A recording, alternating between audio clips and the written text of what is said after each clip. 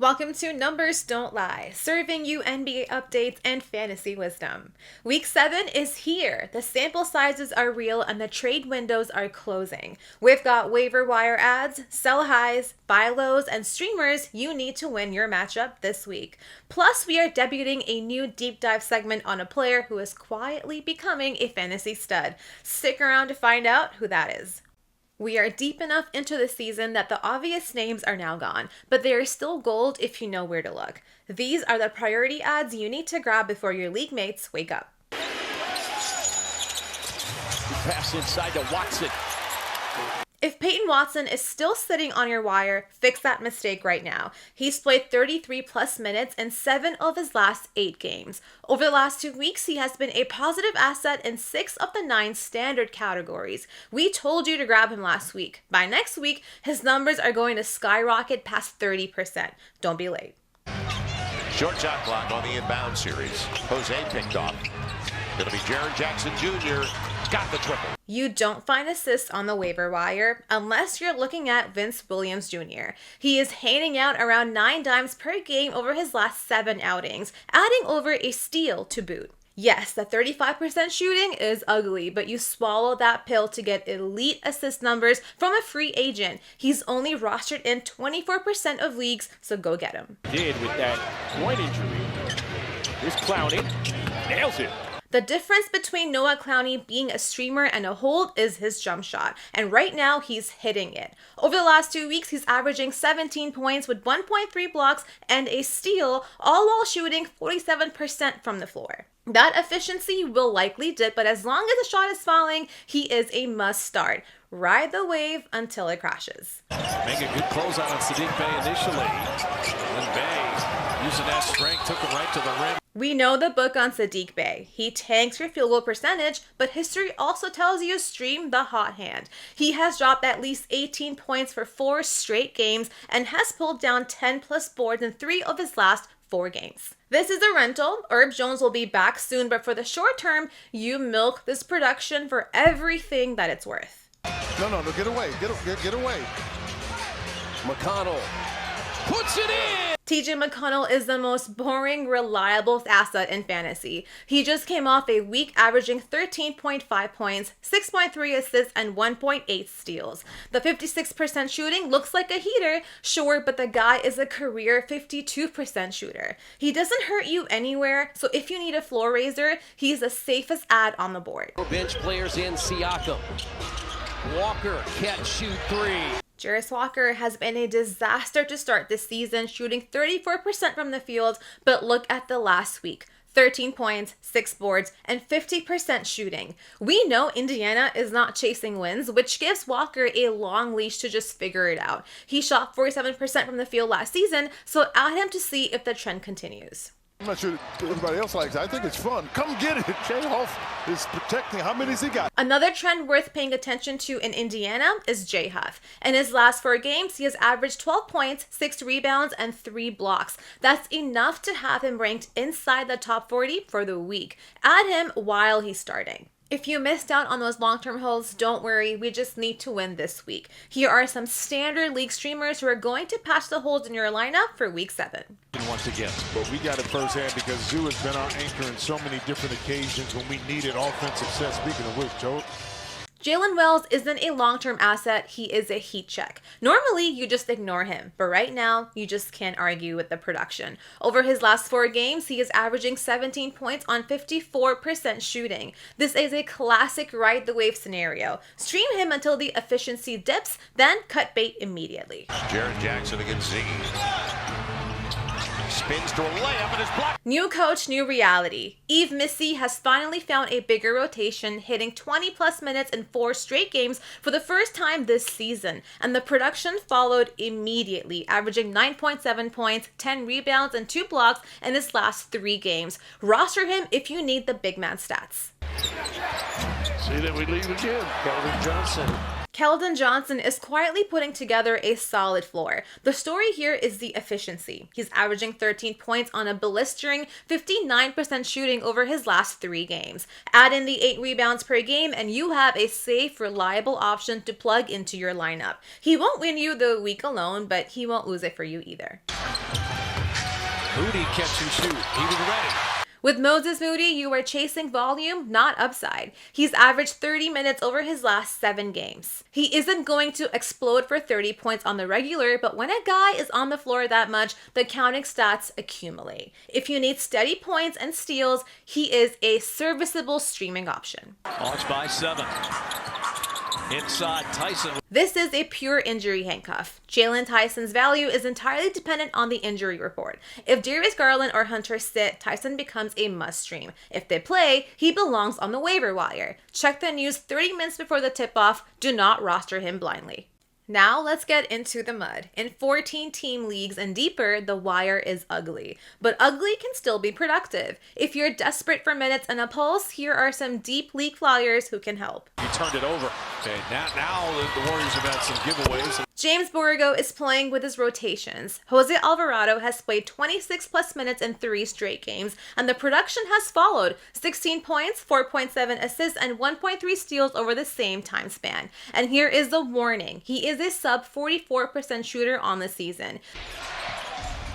Spencer, surrounded by a trio of defenders, the ball pops free, Dunn has it. You don't stream Chris Dunn for the points, you stream him because the waiver wire is a wasteland for steals. The Clippers are starting him and he has delivered 2.3 steals per game over the last week. The recent double-digit scoring is a nice bonus, but don't bank on it becoming the norm. If you need help winning the steals category this week, Dunn is the specialist you plug in. Everything else is just gravy. This year.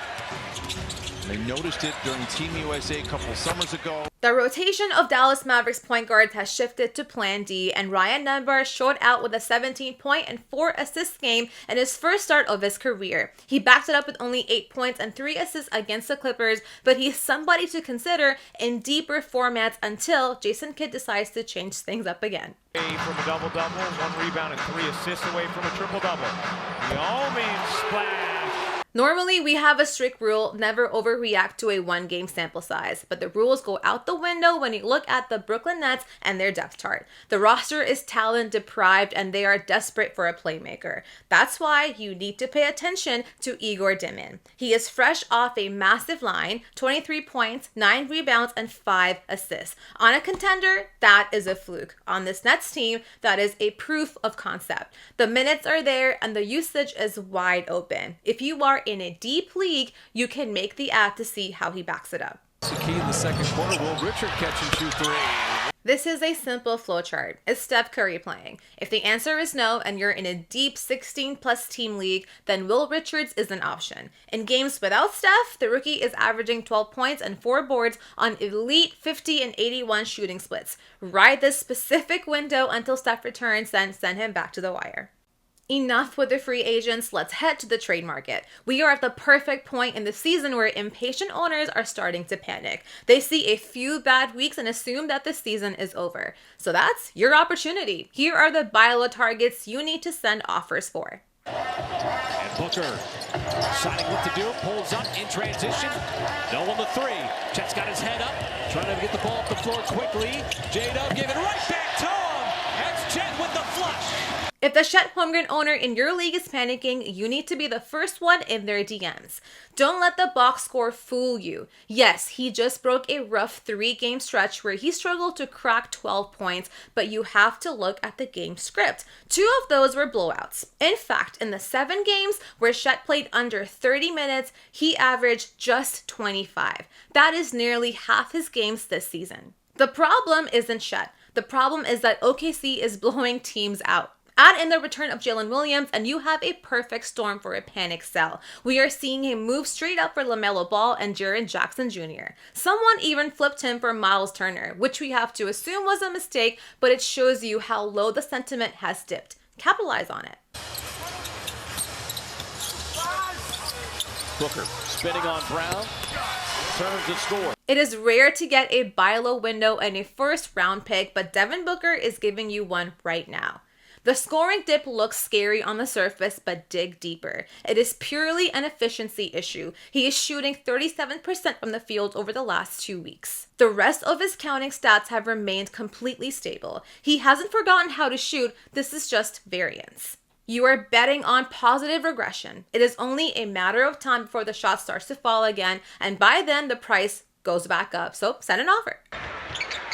Ingram, extra pass. For a more realistic target, look at Ryan Kalkbrenner. His fantasy value is built entirely on two things: elite field goal percentage and block rate. Right now, the blocks have dried up, just 4 in his last 5 games, with 3 of them happening in a single night against Chicago. That is the buy signal. Owners get bored with specialists when the specific stat goes missing. If you need rim protection, throw a lowball offer out there. We've seen him traded straight up for guys like Duncan Robinson recently. If you can flip a waiver wire shooter for a block specialist in a slump, you can do that deal every single time. On the flip side, you probably have a player on your roster who's playing way above their head right now. They look like a league winner, but the regression bus is coming. The goal is to trade them before it hits. Here are the prime sell-high candidates for Week 7.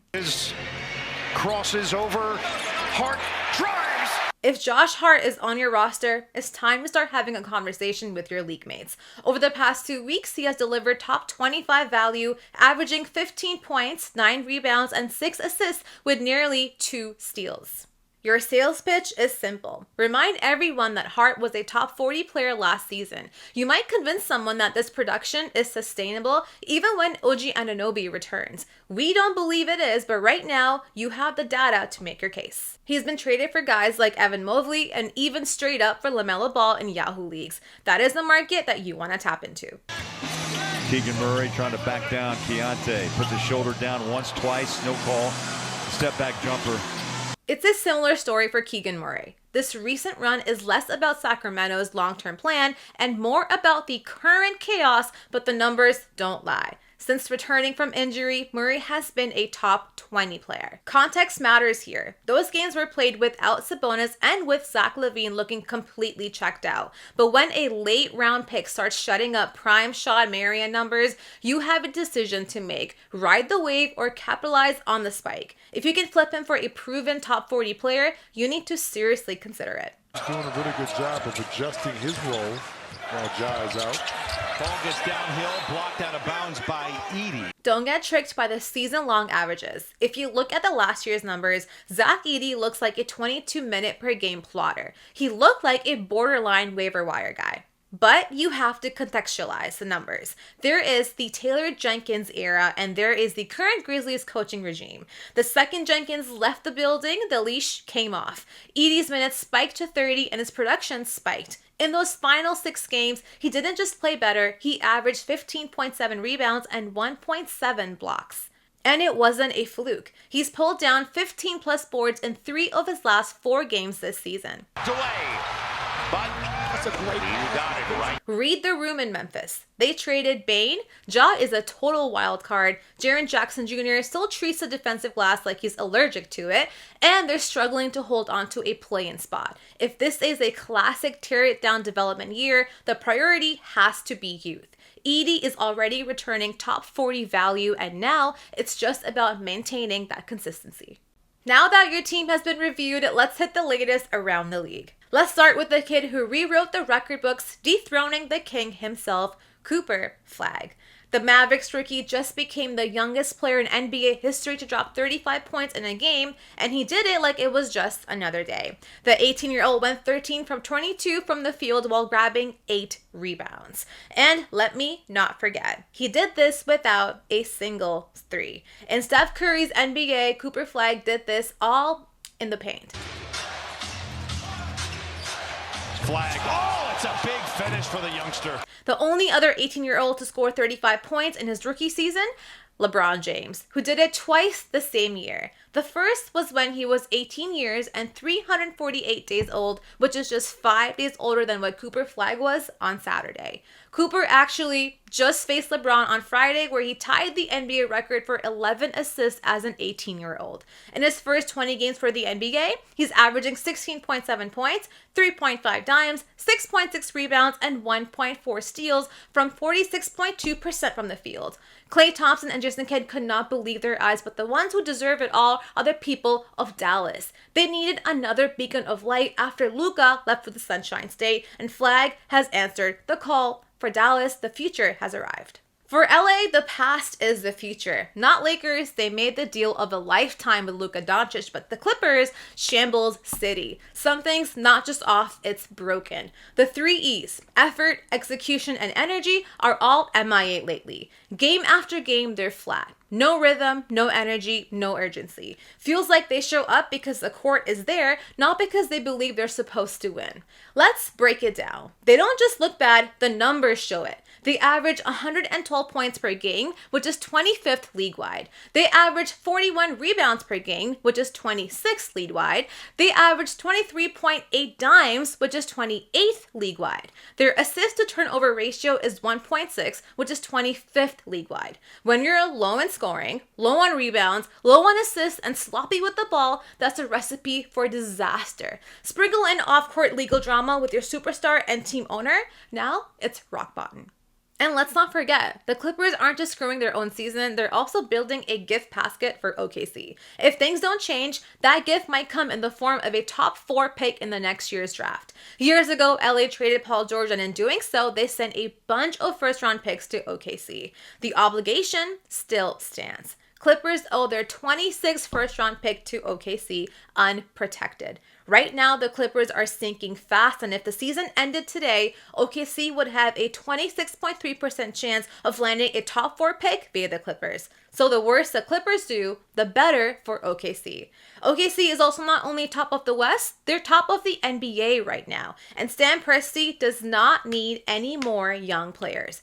OKC is pretty much running a college basketball team right now, and Sam Presti's still holding on to the picks like he's Thanos. So the whole league's sake, we need the Los Angeles Clippers to get their act together. Okay, I did not have this on my NBA bingo card, but here's the most perfect use of free will I've ever seen. Tyrese Maxey at a dog show. Only he could drop 30 on the court and then drop Jaws at Westminster. He ran his 2 dogs, Howie and Spike, through the Purina Pro Plan Incredible Dog Challenge Agility Show. Say that 10 times. As for the challenge itself, maybe his ball skills aren't exactly transferable. He tried his hand at handling the dogs on the agility course and was admittedly nervous in the beginning, which only got worse once his pup Howie started a mid-course tug of war. Howie, look, Howie. Howie. Ready? Okay. Tunnel. Jump. Tunnel. Come on, right. Jump. Wee. No, stop, Howie. Howie, look, we're gonna win. Maxey might not have won his side quest, but he battled the worst nerves. He said, I've played in a lot of playoff games. I've played both the Gardens. I've played in Miami. I've played in Brooklyn. And that's the most nervous I've been to go through something in my life. Well, not all of us can be NBA stars and dog champions, I guess. Some of us can't even do one. From buzzer beaters to bulldogs, from fantasy heartbreaks to record-breaking rookies, we've covered it all. If you love the chaos or the stats or unexpected NBA dog shows, hit that sub button, leave a comment with your takes, and share this with a friend, and we'll see you next time where the numbers don't lie.